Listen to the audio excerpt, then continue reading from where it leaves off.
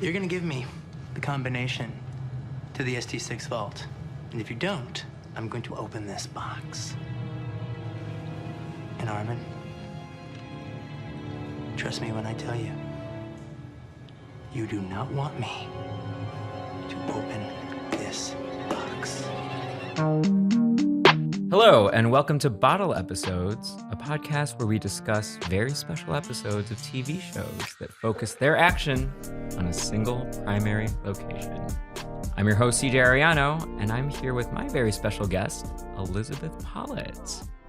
Welcome. Hi, thanks for having me.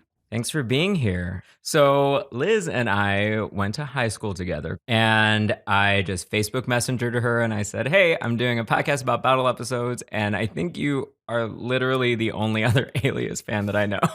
It's really sad. It is sad. Such a good show. Even after all this time, I think that there's before Alias and after. Like, you could not have had these shows like Lost or Breaking Bad without Alias. Yeah, no, I agree. Honestly, though, it's so good. Like, it really started my love of television. And anyone who knows me can tell you I watch a stupid amount of TV. And like, really, this was the show that started it for me. That was the first show that I got really invested in. I even would get like the Alias magazine that you had to go to like certain borders to find. Yeah, and right, those fan magazines. I loved it. Oh Yeah. my God, I loved it. Yeah. No, me too. I sadly got rid of all of my issues. And I have not all have of it. mine. You still have yours? I have all of them. I have all the prequel books.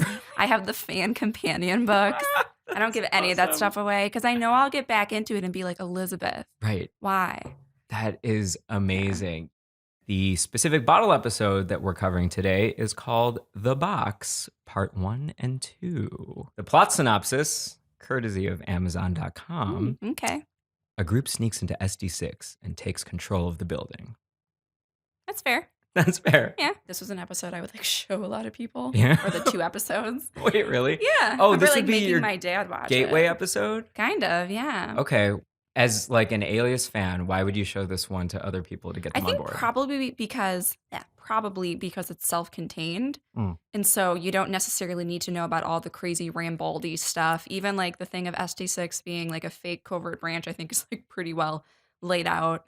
Right.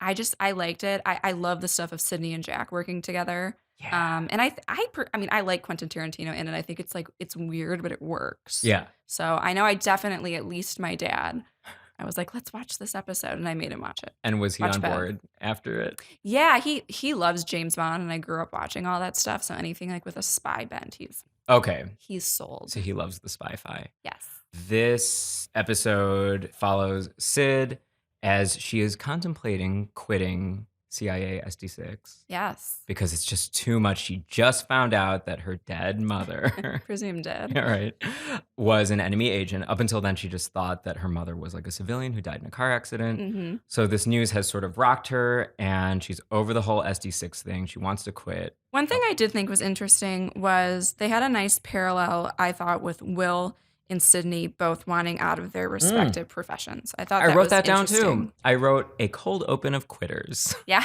Yeah. Pretty much. Yes. And neither of them end up doing it. However, at the same time, Quentin Tarantino and his band of no good nicks break into SD6. It turns out that he is a previous employee of SD6 and has Yes. grown embittered because Sloan, who is the SD6 boss, left him behind on a mission, and he was essentially a prisoner of war or got captured by the Russians. The bottle of the week is the SD6 headquarters. And I wanted to nerd out and talk a little bit about the set itself.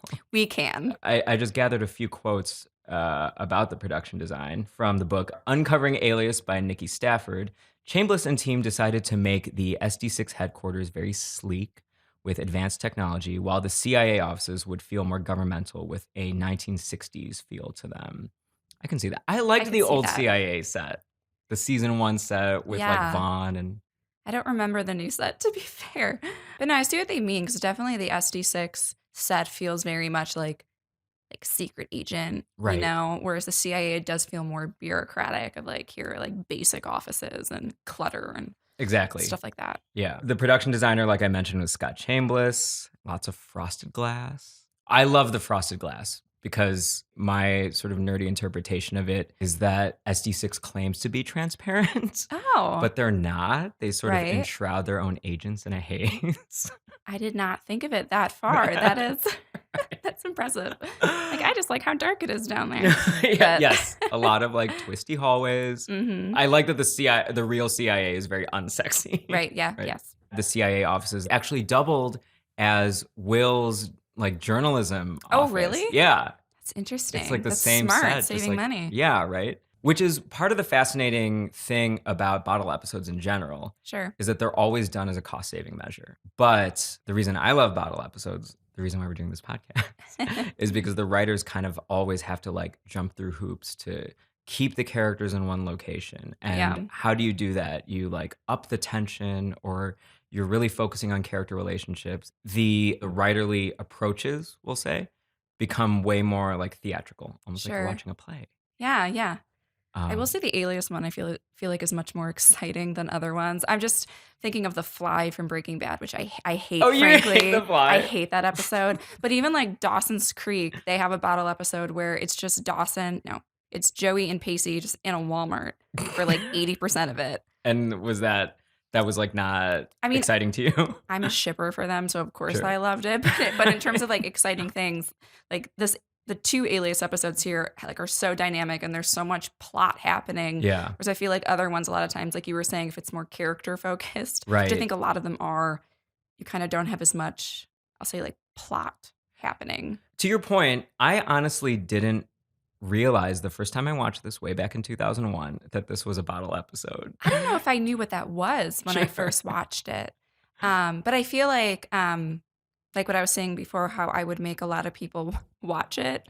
That maybe I like sense that I like that it's kind of like its own little like package and that it stands on its own. Right. And even just these little cinematic touches that have nothing to do with production value, these like little tiny human moments, I call them bad robot moments because I think that Bad Robot, the J.J. Abrams' production company, right? They have such a detail-oriented approach to establishing character. Do you remember in the beginning of The Box when Quentin Tarantino and his team of no-good-nicks are breaking in, Yes. and then we meet these 2 officers in like the surveillance control room that we've never seen before. After, spoiler alert, they're killed, we will never care about them again. Before like the attack happens, one of them goes out and says, I'll get a coffee. And then the other guy goes, oh, can you get me 1 too? 2 sugars. Mm-hmm. And he Very says specific detail. such a specific detail, and even right down to like the read by which the actor gave that line. It wasn't like, oh, I'll have 2 sugars. It's like it was annoyed,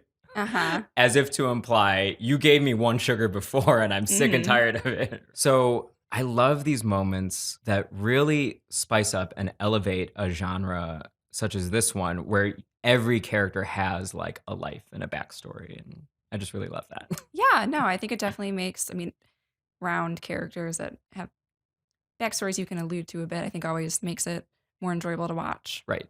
McKenna's Cole, that's the name of Tarantino's character. They break in. Tarantino cannot run for shit. Did that crack you up as much as yeah, right? Yeah. I was like, I that don't is know an underwhelming running Yeah, scene. right. He was huffing it. He looked like he was meeting a huge amount of resistance. It looked like an uphill run. He was doing the iconic Alias hallway run. Yes, they do a lot of those. They do a ton of running. Varying success. Yeah. To Rob Zombie's Dragula. The most entertaining Quentin Tarantino related portion of this 2-parter for me was when he starts to lose control of the proceedings, when Sydney and her father start to take back the night and they're like beating up his men and derailing his mission, and he starts to like really kind of lose it. I was like, that's some good, I don't know if I would call it vulnerability. That's a little much. Yeah, not that far. But that's when he started to really do some interesting things on screen for me. Sure. Have you seen Die Hard? No. Okay. This episode is basically a big extended riff on Die Hard. Okay. Because this is essentially the plot of Die Hard. So Quentin Tarantino and his team sneak in initially by way of an air conditioning repair van. Yes. And on the side of it, it says McTiernan Air Conditioning, and John McTiernan is the director of Die Hard. Oh. LOL. A nice little tidbit So, there. Yeah, nice little Easter egg. Nice little Easter egg. What else? I loved a young Bradley Cooper. Oh my gosh. Right, I like to brag to people like I was there before. I know, right. For The Hangover and all that stuff. Yes. I loved him even with his horrible like tips on his hair. It's a little sad when he talks about his time on Alias, and even J.J. Abrams in interviews, that both of them acknowledged that he was like bored to tears on that show. Oh no. Which sucks because he's giving a really good performance as Will Tippin. And they gave him a lot to do, at least in the first season. Yeah. This whole plot where he's trying to investigate the death of Sydney's fiance. The grand irony being that Sydney already knows who killed her fiance. Yes. It's the people that she's fighting. So by him going on this investigation, he's inadvertently putting his life in danger, her life in danger. Which pays off very well by the end of the season. That's what I was thinking. Yeah. Fun things. Yes. When I was rewatching this episode, I was like, how does this arc end? Oh, yeah. Doesn't Jack get Pretty involved disastrously. Too with it? Yes.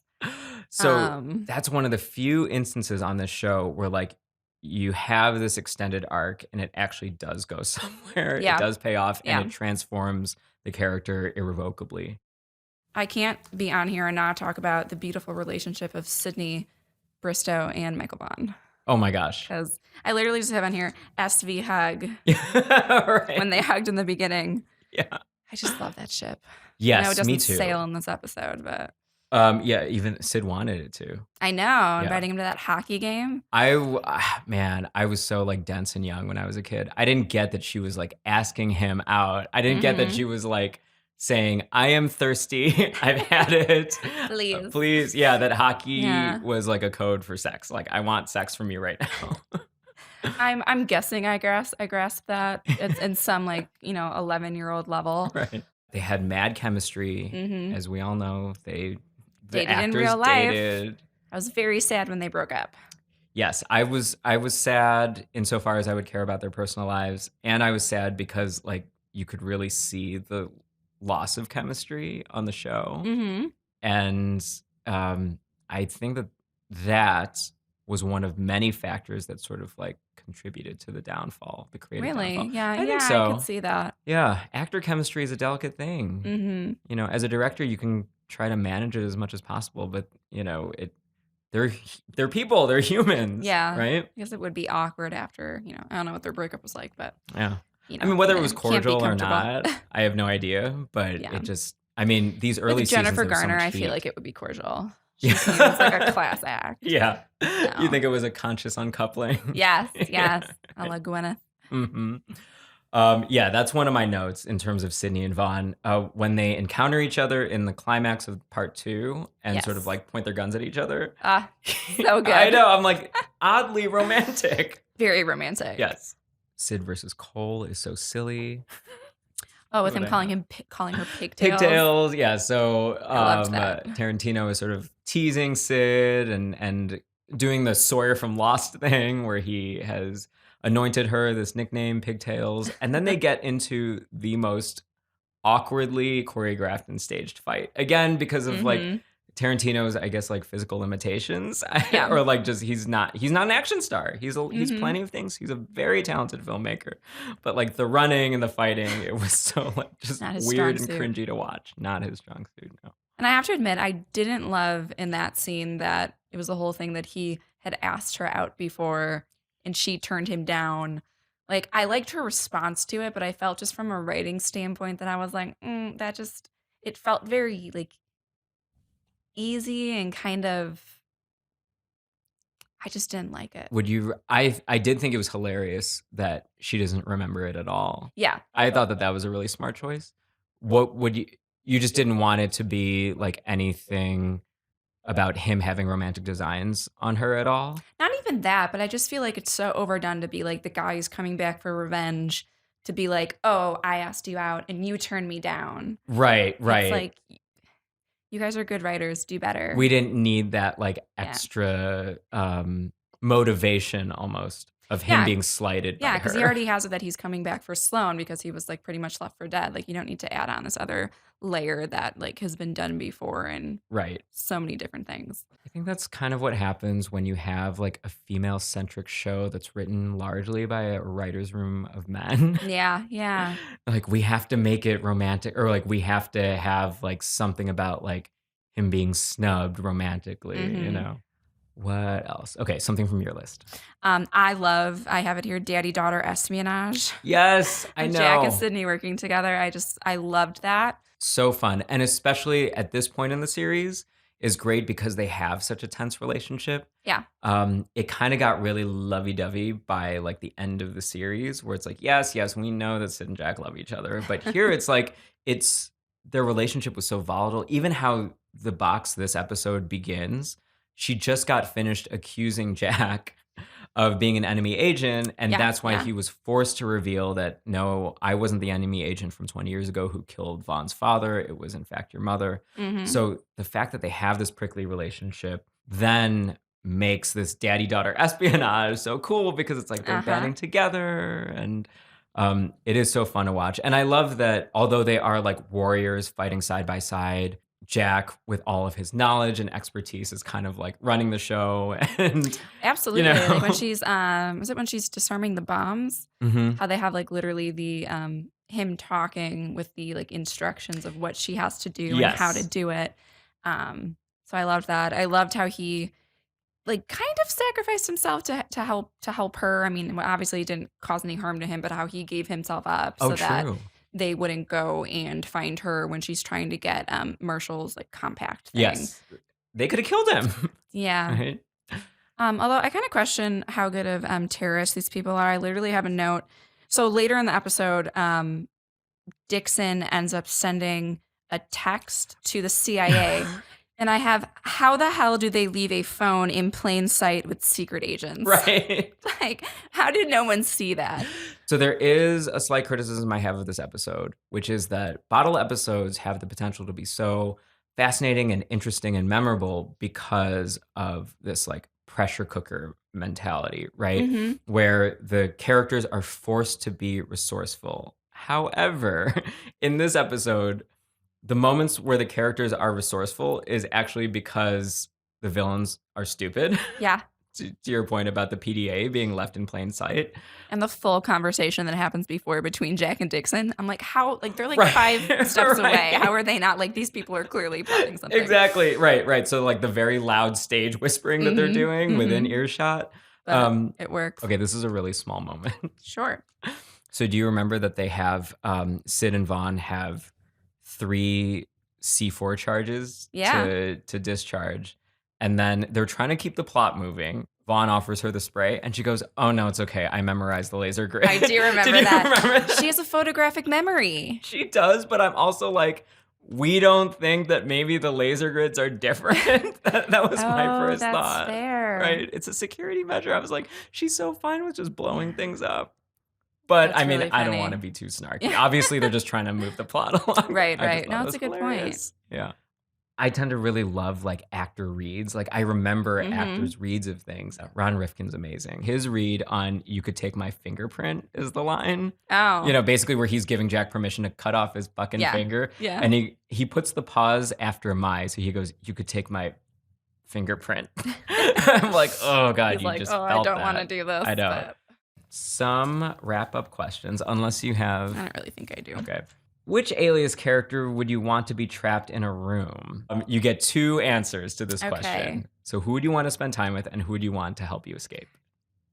So I think to help me escape either Sydney or her father, because I feel like Yeah. they'd get me out of that room. So I'm gonna just spend time with God, maybe like Weiss.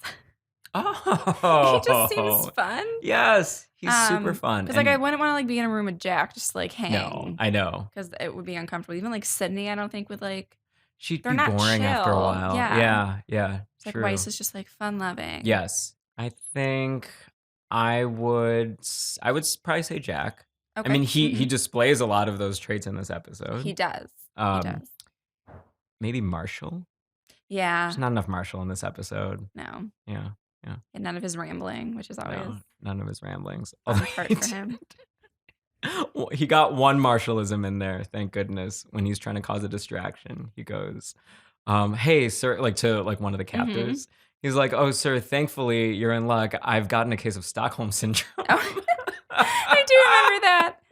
Okay, in terms of ratings, how full does this episode make your bottle?